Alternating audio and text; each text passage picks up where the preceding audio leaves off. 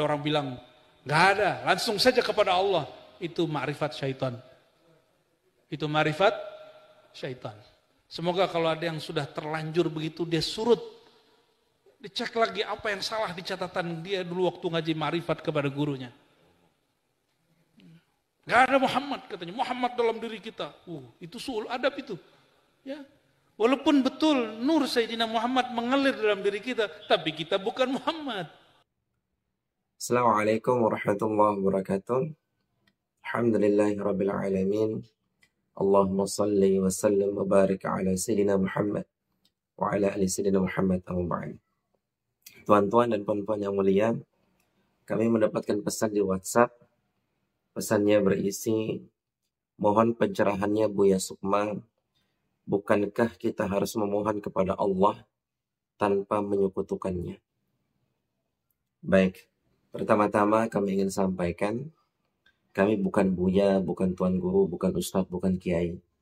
Panggil saja kami tukang Sukma, itu lebih nyaman kita rasakan.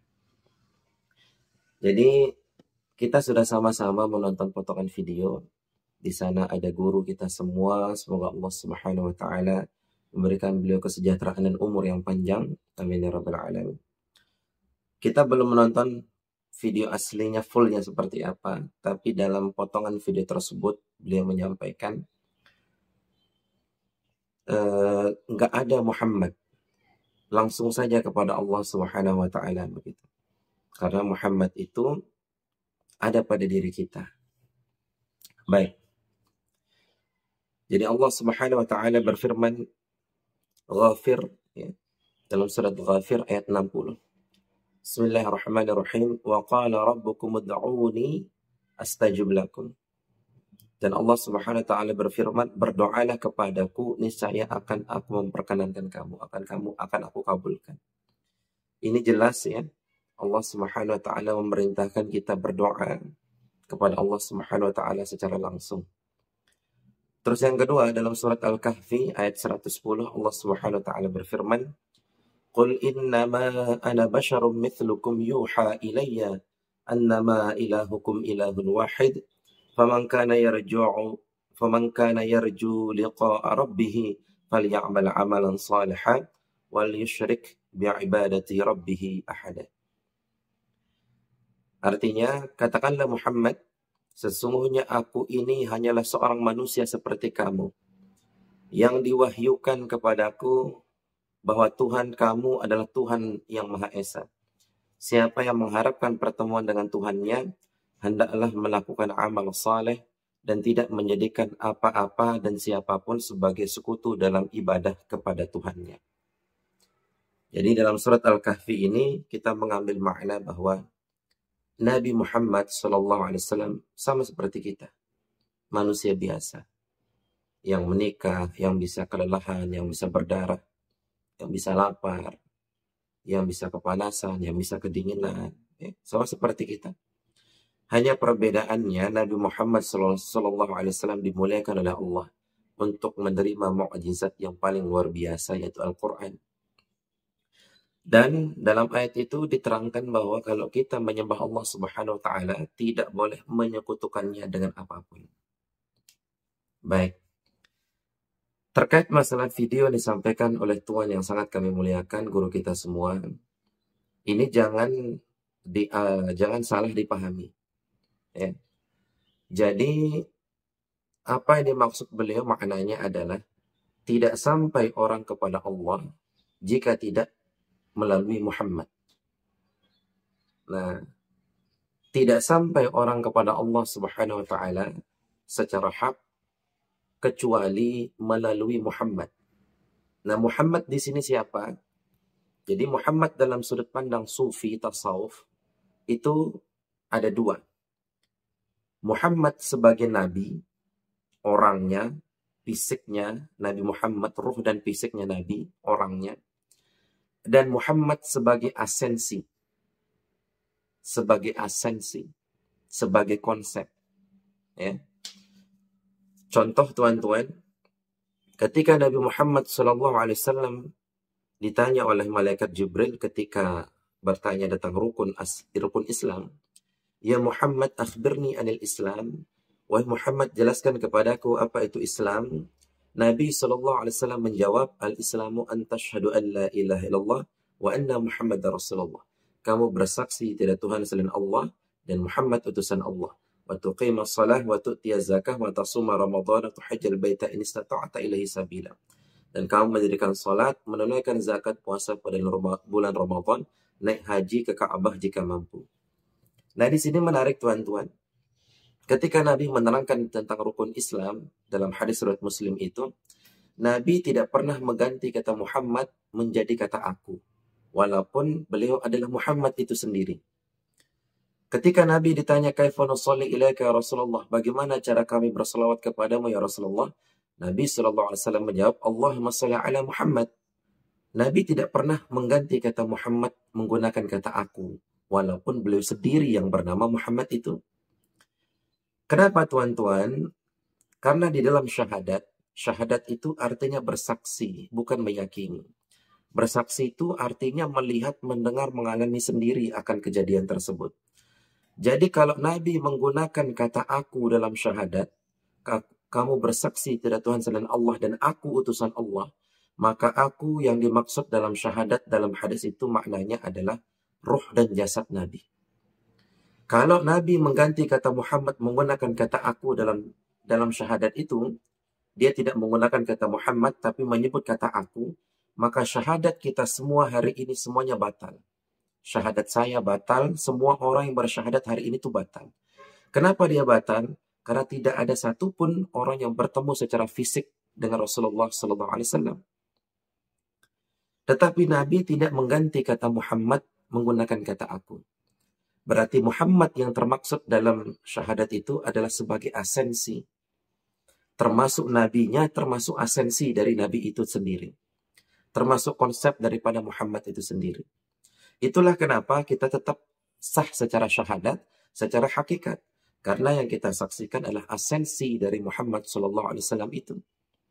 Kalau Nabi Muhammad nggak ada, siapa yang pernah melihat Nabi di sini? Yang arti bersaksi itu melihat, mendengar, mengalami sendiri, bertemu dengan Nabi Muhammad secara fisik. Itu namanya bersaksi. Tapi Nabi tidak pernah mengganti kata Muhammad dalam syahadat menggunakan kata aku. Karena kalau Nabi menggunakan kata aku, maka takluknya adalah ruh dan jasadnya Nabi. Dan kita semua hari ini bersyahadat batal. Karena tidak ada yang pernah bertemu dengan Nabi secara langsung. Tapi Nabi tetap menggunakan kata Muhammad dalam syahadat. Tashhadu an la ilaha illallah wa anna Muhammadar Rasulullah. Walaupun beliau adalah Nabi Muhammad itu sendiri, tapi Nabi tetap mengatakan Muhammad dalam syahadat. Jadi maksudnya adalah ada Muhammad sebagai Nabi, ada Muhammad sebagai asensi, sebagai konsep. Itu yang tetap bisa kita persaksikan sampai hari ini. Jadi orang tidak akan sampai kepada Allah Subhanahu wa taala jikalau tidak melalui Muhammad. Baik secara syariat melalui Nabi Muhammad, baik secara tarekat hakikat ma'rifat melalui asensi dari Muhammad itu sendiri. Nah, jadi beliau yang sangat kami muliakan menyinggung dengan menyatakan itu ma'rifat syaitan, ma'rifat iblis. Jadi begini tuan-tuan, ma'rifat itu secara garis besar prakteknya ada dua jalan. Pertama disebut dengan ma'rifat Muhammad, yang kedua disebut dengan ma'rifat iblis atau syaitan. Ma'rifat iblis dengan ma'rifat Muhammad itu sama-sama datang daripada Allah Subhanahu wa taala. Hanya saja perbedaannya di sini. Dari mana istilah ma'rifat Muhammad itu datang dan dari mana istilah ma'rifat iblis itu datang. Begini tuan-tuan. Kalau tuan-tuan pernah ngaji tentang martabat 7, di sana kita akan mempelajari bagaimana alam semesta ini tercipta.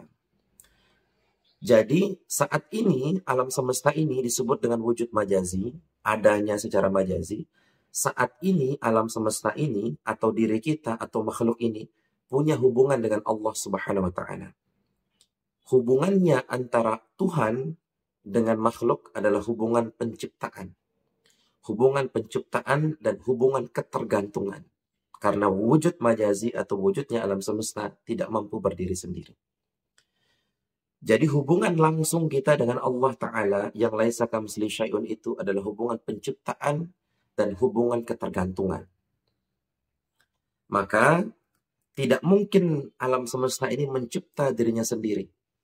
Dia punya kuasa sendiri untuk mencipta dirinya sendiri. Itu mustahil. Istilahnya tidak mungkin ada cincin ini kalau nggak ada yang buat. Dia tiba-tiba buat dirinya sendiri, itu mustahil.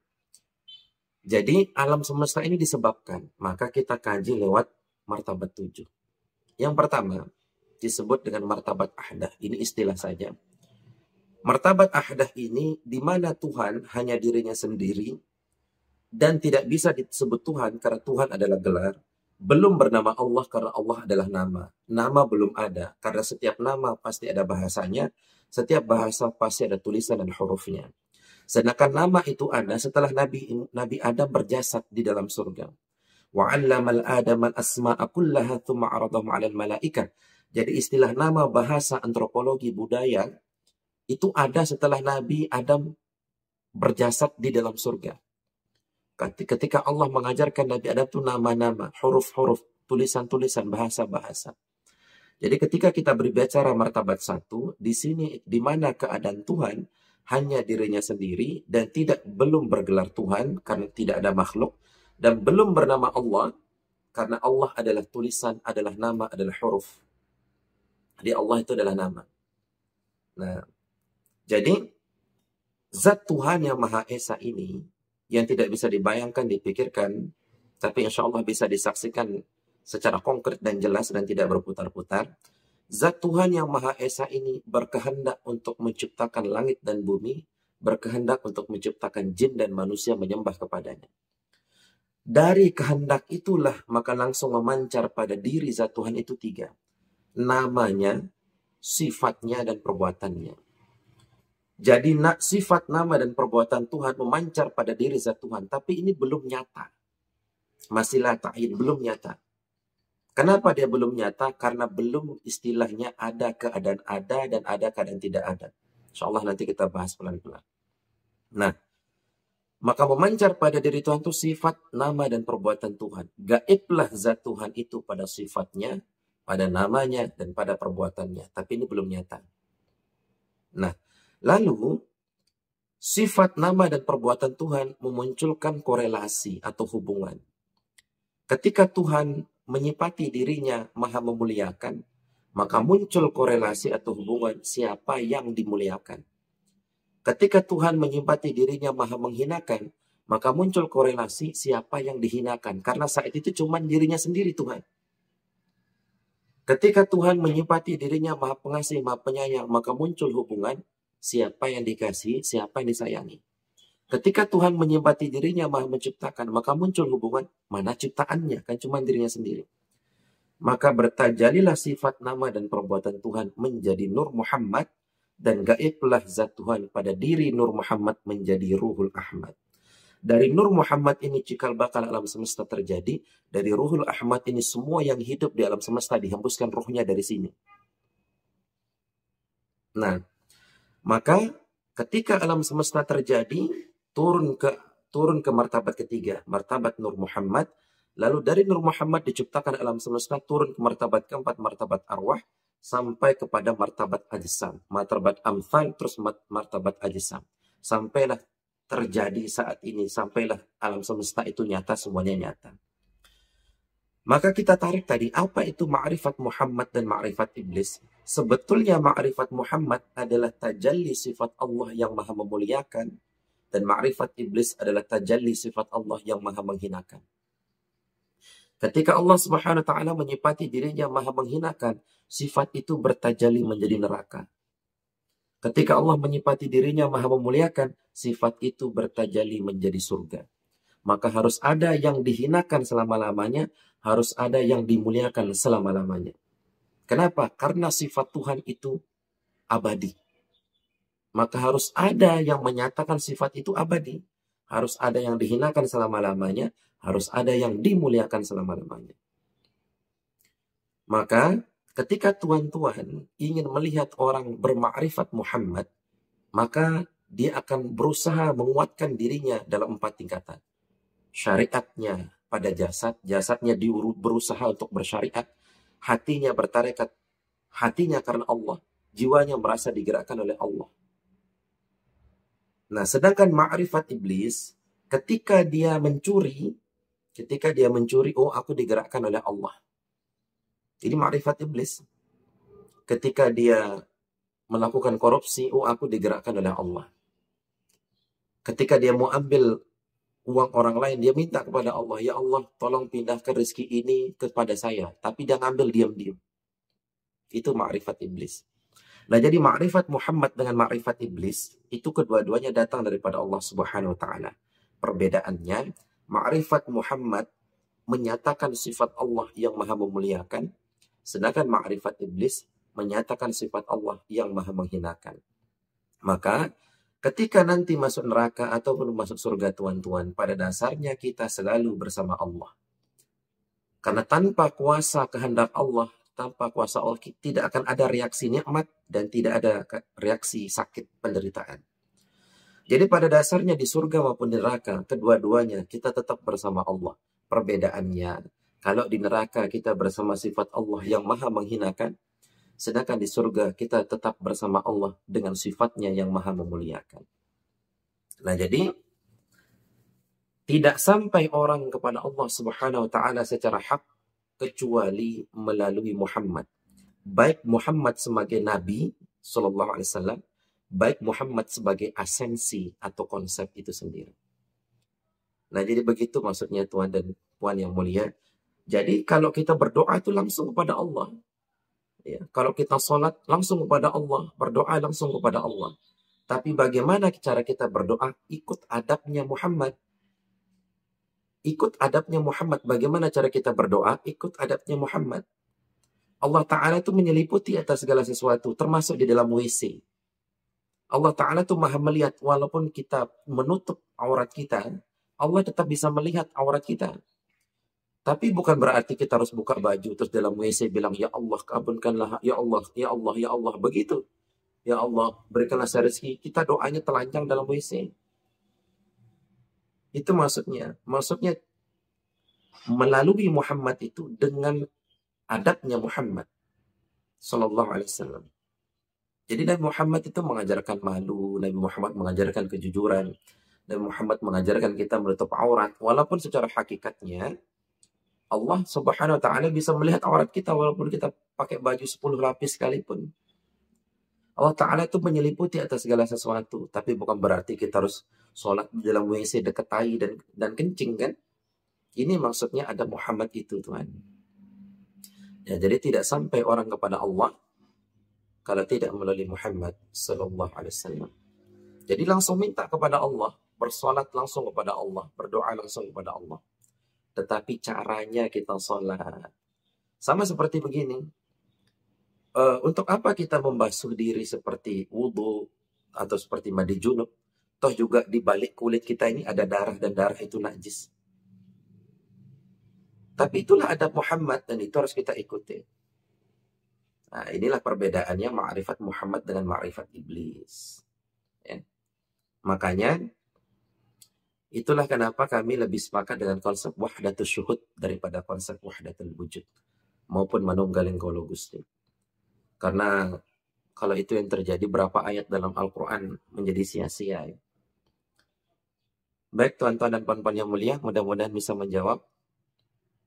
Apabila ada salah kata, kami mohon maaf. Itu datang dari hawa nafsu kami. Namun apabila itu benar, itu datang kepada Allah Subhanahu wa Ta'ala, tidak datang dari sisi kami. Wallahu a'lam bishawab. Assalamualaikum warahmatullahi wabarakatuh.